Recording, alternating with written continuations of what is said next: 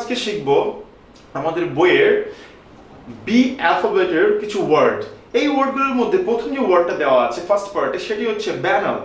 ব্যানাল ওয়ার্ডটিকে শেখার জন্য যদি বলা হয়ে থাকে কিভাবে শিখব, আমার সাজেশন হচ্ছে ব্যানালের বি এ এন এর পরে আপনি একটি জি কে ঢুকিয়ে দিন, তাহলে কি হবে, বেঙ্গাল উচ্চারণটা এরকম হয়ে যাচ্ছে।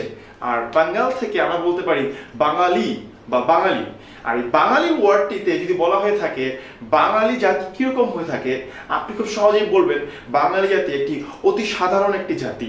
এরা খুব একটা অন্যান্য জাতিদের মতো শো করতে পছন্দ করে না, অতি সাধারণ জাতি। এই সাধারণ ওয়ার্ডটি মূলত অনেক সময় আমাদের বাঙালিপনাকে প্রেজেন্ট করে থাকে। মূলত ব্যানাল শব্দেরও ওয়ার্ডটি হলো সাধারণ, বা ব্যানাল শব্দের আরেকটি স্পেসিফিক করে বলতে পারি, ব্যানাল শব্দের অর্থ হচ্ছে সাধারণ বা মামুলি। এবার আসছি আমাদের আরেকটি ওয়ার্ড, সেটি হচ্ছে বেইন, বি এ এন ই। দেখুন, বেইন ওয়ার্ডটির মিনিং মনে রাখার জন্য আপনার কাছে মনে হতে পারে আপনি এটা কিভাবে মনে রাখবেন, বাট আমার সাজেশন হচ্ছে বেইন ওয়ার্ডটাকে মনে রাখার জন্য আপনি এ থেকে ইটাকে বাদ দিয়ে দিন। ইটাকে বাদ দিয়ে দিলে যা থাকে সেটি হচ্ছে বি এ এন, ব্যান। এখন প্রশ্ন হচ্ছে ব্যান শব্দের অর্থ কি? মূলত সেই জিনিসটাকে ব্যান করে দেওয়া হয় যে জিনিসটি নিষিদ্ধ। তো প্রশ্ন হচ্ছে একটা জিনিস কখন নিষিদ্ধ হয়, যেটা কিনা আপনার জন্য বা সমাজের জন্য ভালো কিছু বয়ে আনে না বা ক্ষতি করে থাকে। মূলত আমরা বলতে পারি কোনো ক্ষতিকর জিনিসকেই আমরা সাধারণত ব্যান করে দিয়ে থাকি। আর বেইন শব্দের অর্থ হলো এটি ক্ষতিকর বা খারাপ কোনো কিছু। এবার আমরা শিখব আরেকটি ওয়ার্ড, ব্যাশন। দেখুন, ব্যাশন শব্দটির অর্থ শেখার আগে আপনি ব্যাশন শব্দের অর্থের সাথে বাংলা একটা শব্দের সাথে মেলানোর চেষ্টা করুন, যার সাথে এই ওয়ার্ডটিকে মেলানো যায়। যেমন ধরুন, রান্না বান্নার কাজে আমরা অনেক সময় ইউজ করে থাকি একটি ইনগ্রেডিয়েন্ট, সেটি হচ্ছে বেসন। এই বেসন দিয়ে আপনি যদি কখনো আপনার মা যখন রান্না করে তাকে দেখার চেষ্টা করেন, দেখবেন বেসন দিয়ে মূলত কি করা হয়। বেসন দিয়ে সাধারণত আপনার যে চপটা রান্না করা হয় বা বেগুনিটাকে রান্না করা হয়, তার চারপাশ দিয়ে একটি প্রলেপের মতো করে দেওয়া হয়, যেন ভিতরের জিনিসটাকে আপনার তেলে ভাজা হওয়ার থেকে রক্ষা করতে পারে। অর্থাৎ আমরা বলতে পারি বেসনের কাজ হচ্ছে ভিতরের আলুর জিনিসটিকে বা বেগুনের জিনিসটিকে অর্থাৎ চপটিকে প্রোটেক্ট করা তেলে ভাজা হওয়ার থেকে। অর্থাৎ বেসন মূলত কি করে থাকে, ভিতরের আইটেমকে রক্ষা করে থাকে। দ্যাট মিনস আমি বলতে পারি বেসন হচ্ছে এক প্রকার প্রতিরক্ষা প্রাচীরের মতো। অর্থাৎ বেসনের কাজই হচ্ছে ভিতরের আইটেমটিকে রক্ষা করা। মূলত এই যে প্রতিরক্ষা প্রাচীরের কথা বললাম, এই ব্যাশন শব্দের অর্থটিও হচ্ছে দুর্গ বা কোনো প্রতিরক্ষা প্রাচীর। ওকে, এবার আরেকটি ওয়ার্ড শেখার চেষ্টা করি, সেটি হচ্ছে বিলেভার। বিলেভার ওয়ার্ডটিকে আপনি যদি ভেঙে ফেলেন তাহলে এটা পাবেন, সেটা হচ্ছে বি এবং লেবার। মূলত বি মানে হচ্ছে হওয়া আর লেবার মানে হচ্ছে শ্রমিক। তো আপনাকে যদি বলা হয়ে থাকে আপনি একজন বি লেবার অর্থাৎ শ্রমিক হচ্ছেন, আপনি কখন শ্রমিক হচ্ছেন? যখন আপনি অল্প একটু কাজ করেন তখন জাস্ট কাজটি করছেন, বাট কাজ করতে করতে অর্থাৎ অমানসিক পরিশ্রম করতে করতে আপনি যখন ক্লান্ত হয়ে যাচ্ছেন বা অতিরিক্ত পরিশ্রম করছেন, তখন আমি বলতে পারি লোকটি কাজ করতে করতে বিলেভার হয়ে যাচ্ছে। মূলত এই বিলেভার মানে হচ্ছে অতিরিক্ত পরিশ্রম করা বা অমানসিকভাবে পরিশ্রম করে যাওয়া। এবার আমরা আসি আরেকটি ওয়ার্ডে, সেটি হচ্ছে বিলাই। দেখুন, বিলাই শব্দটির মিনিং জানানোর জন্য দুই ধরনের টেকনিক আপনি ইউজ করতে পারেন, নেমোনিক্স ইউজ করতে পারেন। প্রথম নেমোনিক্সটি হচ্ছে লাই মানে মিথ্যা কথা বলা, যদি বিকে বাদ দিয়ে দেই তো মিথ্যে কথা বলা। এই বিলাইয়ের লাই মানে যেহেতু মিথ্যে কথা বলা, বিলাই অর্থাৎ মিথ্যে কথার মতো হওয়া, অর্থাৎ যেটা দেখতে যেরকম বা শুনতে যেরকম সেরকম না, অ্যাকচুয়ালি অন্যরকম হওয়া। মূলত বিলাই মানে হচ্ছে মিথ্যে বা ভিন্নতা। আরেকটি মিনিং হতে পারে, নেমোনিক্স হতে পারে, সেটি হচ্ছে বিলাই। এই ওয়ার্ডটিকে আপনি যদি আমাদের লোকাল বা কোলোকিয়াল ল্যাঙ্গুয়েজে বিড়ালকে যা বলা হয়ে থাকে সেটা হচ্ছে বিলাই।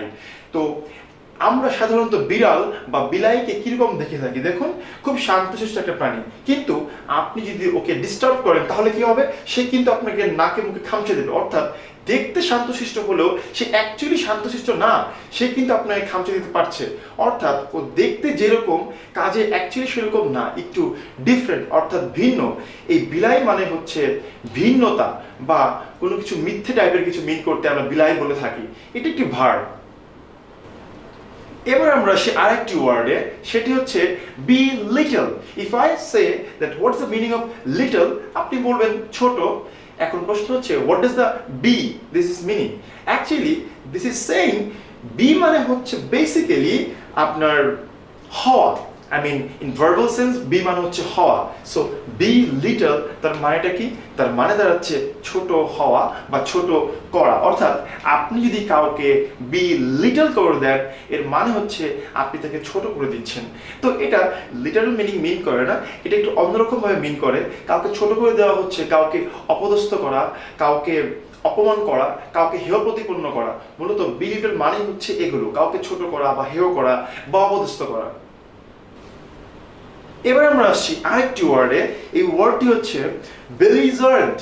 অনেকে ওয়ার্ডটিকে অনেকে উচ্চারণ করতে পারেন, আমি আমার নেমোনিক্সের সুবিধার্থে উচ্চারণটিকে ডিফারেন্ট করার চেষ্টা করছি।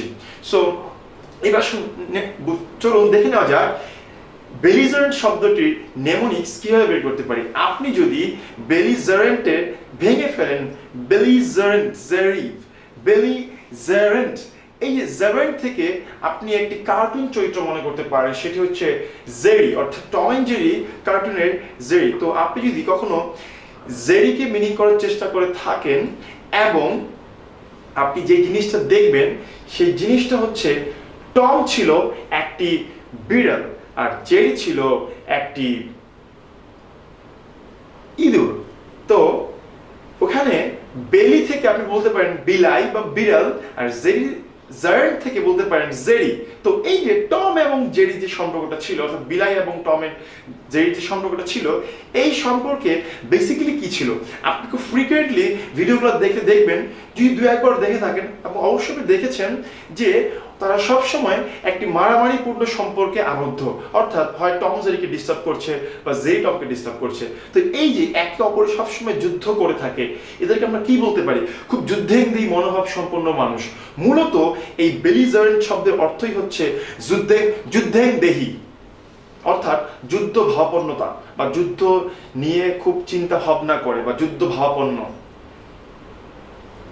এবার আমরা শিখার চেষ্টা করি আরেকটি ওয়ার্ড, সেটা হচ্ছে বি মিউজড। দেখুন বি মিউজডকে আপনি যদি একটু স্প্রেড করে উচ্চারণ করার চেষ্টা করেন, তাহলে যেটি পাবেন সেটি হচ্ছে বি মাউস। অর্থাৎ বি মাউসড এর মানে হচ্ছে একটি ইঁদুরের মতো হওয়া। তো আপনি যখন একটি ইঁদুরের মতো হচ্ছেন, এবার আপনি একটু ইঁদুরের দিকে তাকিয়ে চিন্তা করে দেখুন আপনি কি পাচ্ছেন।